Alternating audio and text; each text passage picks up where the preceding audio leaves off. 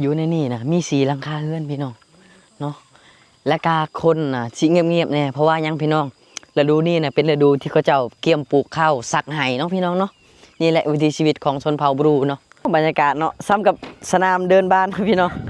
เนาะคักขนาดเลยนี่เนาะเบิ่งเขื่อนซานของเพิ่นพี่น้องเนาะใส่โซลาร์เซลล์เนาะเป็นการที่ไต่ไฟยามกินข้าวกินน้ำยามมื้อคืนพี่น้องเบิ่งเนาะนี่300,000ที่เอาไปเป็นปัวลูกอยู่ในเวียอยู่ห้องหมอเวียดมื้อนั้นเนาะเป็นเงินที่เพิ่นขายไม่พอเพิ่นว่านะพี่น้องแต่ตอนนี้น่ะเบิดแล้วจนบ่มีเงินพาลูกไปแล้วก็ได้แต่แนมเบิ่งเนาะตอนนี้เนาะได้แต่แนมเบิ่งเนาะ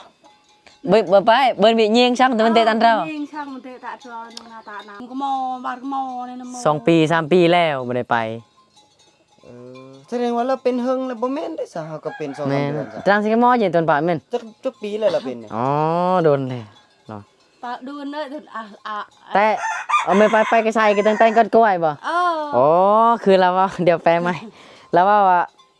เราเด็กน้อยนี่เป็นตั้งแต่3 เดือนเป็นตั้งแต่อายุ3 เดือนอายุ3 เดือนแล้วจนฮอดซุมื้อนี้จนตัวนั่นเลยเป็นแต่ใดมาแล้วเอาสบายดีพ่อแม่พี่น้องบ่สุขุทุกคนเนาะมื้อนี้ก็ยินดีต้อนรับเข้าสู่2บ่าวไทยบ้านนอกเผาบรูคือเก่าเด้อพี่น้องเนาะมื้อนี้บ่าวไทยบ้านนอกก็สิพาพี่น้องทุกคนน่ะไปเยี่ยมยามอีกครอบครัวนึงเนาะที่บ่าวไทยบ้านนอกเคยถ่ายเนาะแต่เฮิงแล้วพี่น้องเนาะเป็นประมาณเดือน2 เดือนนี่แล้วเนาะที่ว่าลูกเพิ่นน่ะเจ็บขาเนาะพี่น้องเนาะแล้วก็มื้อนี้บ่าวไทยบ้านนอกก็สิมาเยี่ยมมายามเพิ่นเนาะพี่น้องบ่าวไทยบ้านนอกตกใจเนาะเพิ่นไล่นกอิหยังก่อนเนาะพี่น้องนกกระจิบเนาะกินข้าวเนาะเห็นบ่เพิ่นเน่งเสือกจังซี่เนาะบรรยากาศดีเนาะหมู่บ้านนี่เสียงดังปอกๆพี่น้องเพิ่นไล่นกกระจิบกินข้าวเนาะโอ้บรรยากาศทุ่งนาเพิ่นเนาะโคตรดีเลยเข้าไปในนี่นะพี่น้องเนาะแบบบ่น่าเชื่อเลยพี่น้องว่ายังมีหมู่บ้านเนาะอยู่ในนี้มี3-4หลังคาเรือนเลยพี่น้องเนาะโอ้บรรยากาศดีใช่ไหมพี่น้อง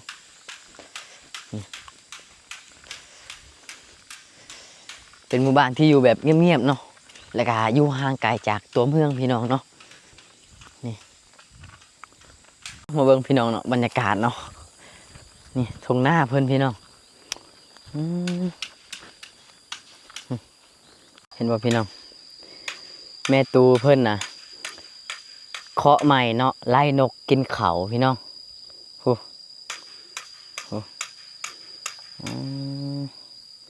บรรยากาศยามแรกเนาะเขตนี่คือพี่น้องเนาะยูทูบเบอร์น้อยคนเนาะชีเขามาฮอดเนาะพี่น้องนี่เนาะนี่โอ้บรรยากาศดีเลยพี่น้องพาโตเนาะสุดยอดบรรยากาศเนาะมากับเบาใจคือเก่าพี่น้องโอ้นี่เส้นทางก็ค่อนข้างจะสลับซับซ้อนห่างไกลอยู่ตัวเมืองเราบ้านนี้อยู่ในนี่นะมี4หลังคาเรือนพี่น้องเนาะและกาคนน่ะสิเงียบๆแน่เพราะว่ายังพี่น้องฤดูนี้น่ะเป็นฤดูที่เขาเจ้าเกี่ยมปลูกข้าวสักไห้เนาะพี่น้องเนาะนี่แหละวิถีชีวิตของชนเผ่าบรูเนาะเบิ่งเรือนหลังนี้พี่น้องเนาะเป็นเรือนหลังนี้เนาะที่บ่าวแต่บนนอกเคยถ่ายตอนนั้นเนาะที่แบบลูกเพิ่นน่ะเจ็บขาแล้วก็มีใส่เสื้อขาดนะพี่น้องมื้อนี้เฮาก็สิมาเยี่ยมยามครอบครัวเพิ่นเนาะสิมีคนอยู่หรือบ่เนาะพี่น้องโอ้บรรยากาศเนาะนี่ผู้ต้อนรับก็2 คนเนาะพี่น้องเนาะรอจนว่ามาเห่าเนาะโอ้เนาะบรรยากาศพี่น้องเบิ่งมาไล่นี่จนมาไล่กัดเนาะเกือบหนีบ่ทันได้จังหน่อยนี่ใช่คือเข้ามาพี่จักเถื่อโอ้น่าจะยูทูบเบอร์น่าจะยังบ่มีใครเคยเข้ามาเลิกอีหลีเนาะแม่เลิกและอีกอย่างทางเข้ามันคือทางเข้าบ้านเลยเนาะซ้ำเป็นเมืองลับแลนั่นเนาะโอ้บันสวรรค์เด้อปาดนี่เนาะมาโตสบายดีเด้อบ่าวหน่อยเด้อเพิ่นกำลังเจ็บขาเนาะพี่น้องเอ้ยเนาะที่บ่าวไทยบ้านนอกเคยถ่ายตอนนั้นเนาะบรรยากาศเนาะซ้ำกับสนามเดินบ้านพี่น้องเนาะคักขนาดเลย นี่เนาะ มึงรับแล เบิ่งเขื่อนสารของเพิ่นพี่น้องเนาะใส่โซลาร์เซลล์เนาะเป็นการที่ไตไฟยามกินข้าวกินน้ำยามมื้อคืนพี่น้องเบิ่งเนาะนี่อืมพี่น้องแล้วก็อ้อมรอบบ้านก็มีแต่ภูเขาเนาะพี่น้องเนาะคือเพิ่นน่ะจะอยู่กลางเลยพี่น้องนี่แล้วก็มีงัวควายก็ลายได้อยู่แถวนี้พี่น้องเนาะยังมีอยู่บ่าวแถวบ้านนอกน่ะสิพาพี่น้องไปทักทายแล้วก็มาลมกับเจ้าของเฮือนเนาะที่ลูกเพิ่นน่ะพิการเจ็บขาเนาะพี่น้องที่เพิ่นน่ะแบบบ่มีเงินรักษาเนาะเดี๋ยวเฮาก็ไปเยี่ยมยามเพิ่นคือเก่าเฮาก็บ่มีหยังมาฝากมาต้อนมาเยี่ยมมายามเป็นพี่เป็นน้องเลยล่ะพี่น้องปันเด้อปอดเนาะใช่แล้วอ้ายป่าวบ่ไหน anh chị cha โจจ้าบ่ ồ Ồ. chị cha ăn thế โจจ้าออนก่อนมันก็เอ็นได้บ่ ờ อ๋อคือจังซี่พี่น้องผัวเอื้อยเพิ่นน่ะไปหาอยู่กินเนาะไปหากินเลาะปลาเลาะดงนี่แหละเพื่อให้ลูกน้อยเพิ่นนี่เนาะบ่สำบายเนาะเป็นลูกชายเพิ่นหาอยู่หากินให้พวกนี้เนาะโอ้สนวนอันเตะตะยะเลยบ่ mình tự giờ tự nhiên ai chưa chơi ngắn tại cái cái nhà chưa chơi ngắn อ้ายพายังปานนั้น ờ อ๋อเบิ่งพี่น้องเนาะหนักกว่าเก่าเนาะจากที่บ่าวไทยบ้านนอกเคยทายตอนนั้นเนาะและตอนนี้เจ็บหลายกว่าเก่าอีกเนาะนี่เพิ่นว่ามันบวมลงขึ้นมาตีนทิ้งแล้ว แล้วก็โตเราก็จอยลงกว่าเก่าเนาะ ừ, ừ. แต่เก่าก็บ่ค่อยจอยปานใดเนาะ là này à อือ rồi tại cái oi tại bữa oi tại đun oi tại đun bà? ờ อืมนึงเนาะแบบ oi tại đun là này đun là gì เสกใช่จิบ่ะ chứ xài tới bác lạ bữa mà một sái coi như tung bảo บ่ใช่ฮะ ừ มาแต่เริ่มมันไอล่ะ tại là mình ai tay như bao cái tay như bao như cháu anh อ๋อ này ประมาณเดือน2 เดือนแล้วเนาะพี่น้องเดือน2 เดือนแล้วเนาะตั้งแต่บ่าวไทยบ้านนอกไปทายนั่นแหละเราเริ่มเป็นไข้เนาะแล้วมาตอนนี้บ่าวไทยบ้านนอกสังเกตเห็นเลยว่าร่างกายของน้องน้อยนี่เนาะจอยลงกว่าเก่าพี่น้อง อันจ้าจะดอยบ่ anh cha thế anh cha cái này อ่า có ăn mình nhiều chờ anh cha xong mình nhiều chờ Ồ. ăn cái thứ เต้นอะไรมา thế anh lấy đây. มันก็เนี่ยบ่ anh co คือเราบกล้าเนาะบกล้าลมปันใดเราแบบอายนะพี่น้องนี่แหละเพื่อนสารของเพิ่นครอบครัวของเพิ่นเนาะนี่โอ้เจ็บขาเนาะเตะโยนเลยสิเนาะ anh pa nữa là hàng cái ăn kia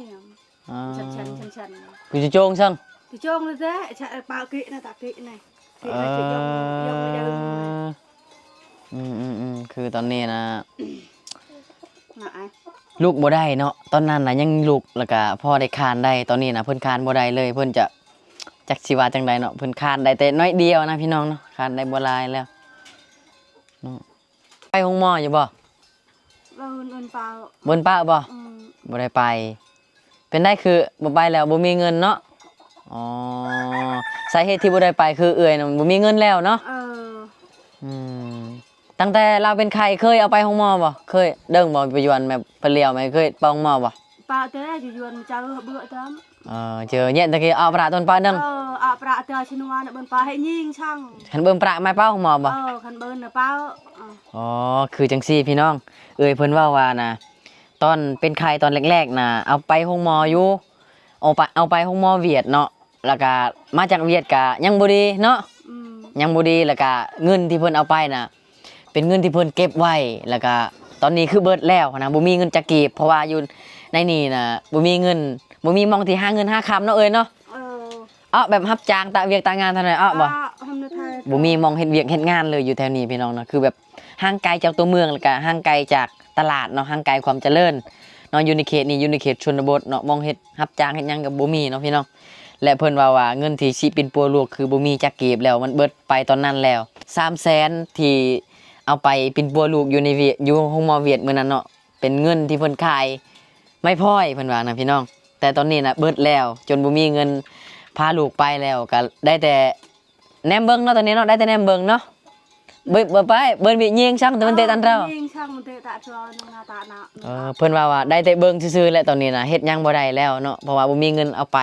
ปีนปัวแล้วเนาะก็ได้แต่แนมเบิ่งว่าลูกน่ะเป็นจังไดอ๋อทางพวกเอ้ยก็จักสิหาเงินใส่เนาะบ่จักทางหาเนาะมีแต่แนมเบิ่งว่าลูกเป็นจังไดก็นี่แต่เบิ่งซื่อๆนี่เนาะโอ้ โดยเนาะโอ้พี่น้องตาลูโตนเนาะนี่แหละคนดีทุกอย่างก็คือทุกอย่างอีหลีเนาะเงินกีบหนึงเนาะหรือว่า1กีบอยู่ในเฮือนก็บ่มีเลยได้พี่น้องเอ้ยเนาะคือคนบ่มีก็คือบ่มีเนาะอย่าให้เว้าเด้พี่น้องบ่แม่นว่าขี้คร้านเด้พี่น้องเนาะแต่ว่ามันบ่มีอ๋อ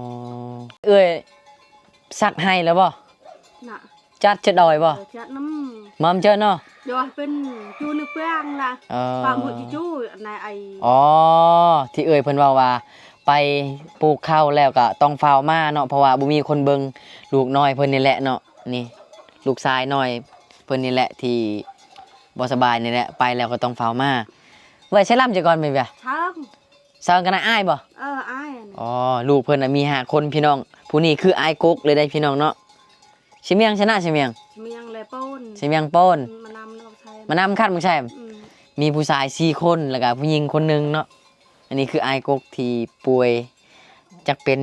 พยานอิหยังเฮาก็บ่จักเด้พี่น้องเนาะนั่นยังปรากฏประยวนเท่าน่ะไปพยานเท่า นึกไปใช่ใช่เราใช่ก็เอาไว้ อ๋อเพิ่นไปกวดอยู่โรงหมอเวียดทางด็อกเตอร์เพิ่นว่ามีน้ำมันลายเนาะในขาน้ำมันอีหยังเฮาก็บ่จักเด้พี่น้องเนาะ เนาะเราไปกระดัง โดย หมอเพิ่นว่า ไปพยับเราเตะ หนูไปนะห้ามบ่ เราไปอาห้าม เจอบนแช่ง ยวนเราไปบุญใช้ อ่า เจอเลี้ยวให้นะเพชรให้นะไปเมื่อนะเช้าวีอาห้ามไปมาขาดอาห้ามนะฮะ ขาดอาหารแน่ ขาดสารอาหาร แล้วก็มีท่านหมอเวียดว่ามีน้ำมันลาย แล้วท่านหมอลาวว่ามีขาดสารอาหารแล้วก็ขาดเลือดอ๋อ ขาดสารอาหาร กะสิว่าอยู่เนาะ แต่ว่าตอนเล่านี่เมื่อก่อนนี่เป็นคนปกตินี่บ่ แต่ก็แบบแม่ตะวันตะวันไอ้แม่แต่ตะเดา บ่แต่เก่านะเป็นคนปกติดีแต่เก่านะ เพิ่งจะมาเป็น เพิ่งจะมาเป็น ตายไปก็ใช้กี่ตัวนั่นเลย ห้องหมอสิโกนเคยไปแล้วบ่ห้องหมอสิโกน ไปคนเดียวไป เธอเดียวเนาะไปเธอเดียว แล้วเพิ่นว่ารักษาในได้คันว่ารักษานี่ คันไปปัวปวนน่ะคันแบบห้องหมอไปปัวปวนเท่านี้อันอ่อนปวนเท่านี้ ถ้ามันอันโปรตัวเตย ตั้งไปเจาะห้ามมาหรือว่าขาดร้อนอ่อนจานเด้อ ก็เลยอันไปขาดอาหารเนี่ยก็เลยเจออาห้ามก็ไหนอันไป เราขาดสารอาหาร แล้วว่าขาดอาหารประมาณนั้นขาดเลือดนั่นแหละ คันวิธีแก้ของเราก็คือ ให้เรากินอิ่มกินเต็ม แม่น กินผักกินมักไหม้กินซีน แม่น เราขาดสารอาหารเดี๋ยวนี้เราขาดเลือดนำอีกนี่ ขาดอาหารแล้วก็ขาดเลือดตอนนี้เนาะ เลือดนี่เหลือจักเปอร์เซ็นต์ไปหาหมอดนแล้วบ่ตั้งแต่พามา โดนแล้วเนาะเนาะโดนแล้ว ได้จักเดือนล่ะตั้งแต่ โอ้ พา มันก็มอบาดก็มอเนี่ยนะมอ 2 ปี 3 ปีแล้วบ่ได้ไป แสดงว่าเราเป็นเฮิงแล้วบ่แม่นได้ซะเฮาก็เป็น2-3 แม่น เดือนซะ ตรังสิกหมอเย็นตนปะแม่น จักปีแล้วล่ะเป็นนี่ อ๋อโดนแล้วเนาะ ปะดูเนยถึงแต่เอาไม่ไปกระชายกันตั้งก้อนกล้วยบ่อ๋อคือเราว่า เดี๋ยวแปลใหม่เราว่าเราเด็กน้อยนี่เป็นตั้งแต่3 เดือน เป็นตั้งแต่อายุ3เดือน อายุ3 เดือนแล้วจนฮอดซุมื้อนี้ จอนตัวนั่นเลย เป็นแต่ใดมาแล้วอะ อืม เข้ากันจ้ะ คันแบบนี้นี่จักสิปัวได้ไดเนาะ อืม เป็นตั้งแต่ซะว่าเป็นตั้งแต่เกิดนะบ่ฮู้ซื่อ แม่นแล้วเนาะ ๆเราขาดสารอาหารตั้งแต่อยู่ท้องแม่พุ่น แม่น อันนี้นะ เตือนมาในโดดเตะยาบ่ เตะ บางมือย่างได้ก็มีได้บางมือก็ย่างได้แล้ววะ บางมื้อก็ยังได้บ่ บางมือย่างได้แต่ตอนนี้คือหนักกว่าเก่าแล้วเลยยัง เดี๋ยวลองถามแล้วเพิ่นทำเจ้าเมื่อยบ่ เอี่ยวไม่ใช่ มันเอี้ยวเอี่ยวเนาะ เมื่อยเอี่ยวคือเมื่อย กับกัน เธอชนวนเธอตะย่างหนึ่งไอ้เนาะเอี่ยวฮะเมื่อยเท่านะเมื่อยตอนนี้ค่อยว่าขาดสารอาหารเลยค่อยว่า ขาดสารอาหาร อันที่จริงแล้วคือขาดสารอาหาร คันปัวเด้อว่าเรื่องปัวเด้อสิพาเราไปปัวนี่ก็บ่ได้คือเก่า แม่น แนวทางครอบครัวนี่ขาดเขินเด้ แม่นขาด คันว่า เกิ ไป น ปัวแล้วทางเฮือนมีเครื่องอยู่ของกินแบบสมบูรณ์น่ะ อ๋อ ได้ ได้แบบนี้เนาะ จะไปปัวมาใครๆแน่มาเฮือนเป็นคือเก่า อ๋อ พอแล้วเราขาดสารอาหาร แม่น ปัญหาตัวนี้เป็นปัญหาที่แก้ได้ยากคันสิให้ทางครอบครัวปรับปรุงว่าหาเครื่องอยู่ของกินเนี่ยมันอุดมสมบูรณ์มามันก็บ่ได้เก่าทางครอบครัวก็ ทุกอย่างเนาะ ทุกอย่างอีก อ๋อเอาง่ายๆคือต้องแบบทั้งครอบครัวต้องแบบซื้อมักไม้ซื้อหยังเพิ่นก็บ่มีเงินเนาะหาเงินต้องแบบบำรุงให้เรา เอาเราไปปัวน่ะไปปัวอยู่ไสตอนน่ะ แต่เราอย่าบัวบ่ย้วนเนาะ ให้ป้าจะยวนไว้ เขาไปห้องหมอเวียดตอนแรก คืออันกลุต้องมาดำนะไว้กลุยาวังลูกตอนแรกรีไปสุขศาลาอยู่บันดง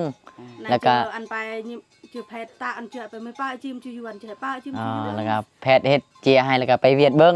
อันยวนยิงหนึ่ง อืม แต่ก็เงินนั่นมีเงินอยู่บ่แต่ก่อนจึง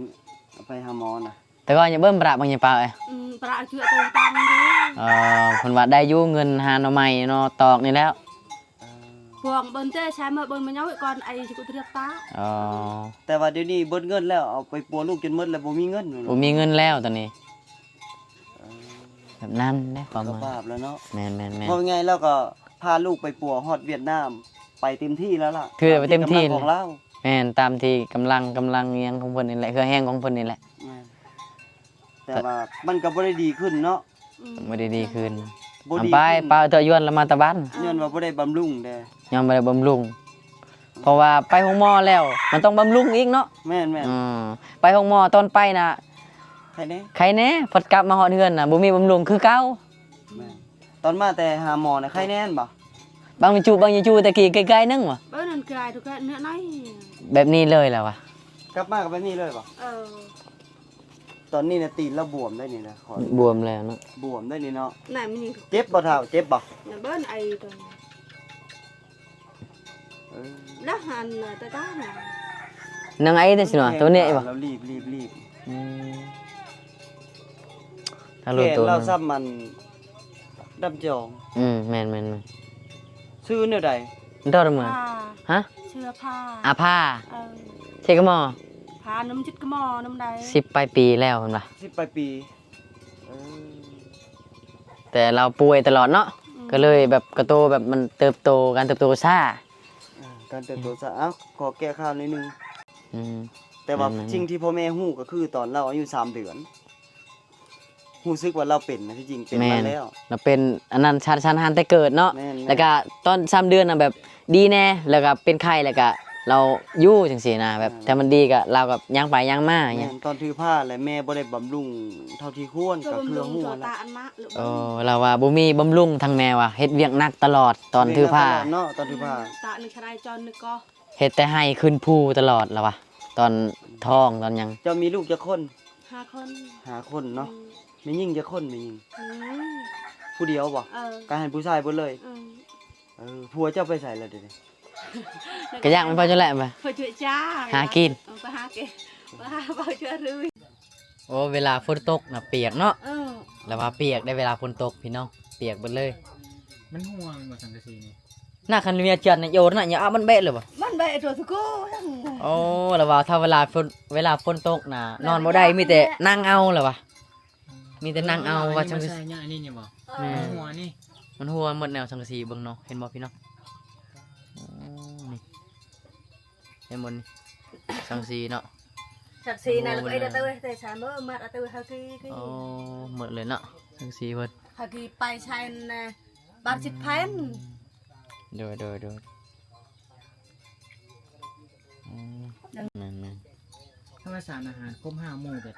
เฮากินมันก็สิมีแฮงกว่านี้ แม่นแหละเนาะ แป๊บเดียวก็กลับมาฟื้นฟูดอกคันว่าสารอาหารครบได้พี่น้องกินหมดพักเอาไว้สบายดี บายดี มาประกอบใช้กันได้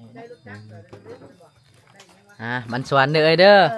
คันตูนเลยไปคันเบิ้นช่วยแม่เลยเด้อละฮัมไปบึกเลือบุยก็ชมอนี่ละฮัมมันสวนในออนอากายไม่จังแก้วเนาะพอให้เพิ่นได้ซื้อขนมพี่น้องเอ้ยเนาะเฮากะบ่มีหยังมาฝากมาตอนเพิ่นมาเยี่ยมเป็นพี่เป็นน้องแหละขอให้เพิ่นดีไว้เด้อเบาหน่อยเด้อจังสิได้ไปโรงเรียนนำหมู่เนาะอ๋อนี่เนาะของบ่ใจมาฝากให้เพิ่นเนาะเอาลาก่อนบ๊ายบายเด้อขอบใจหลายๆ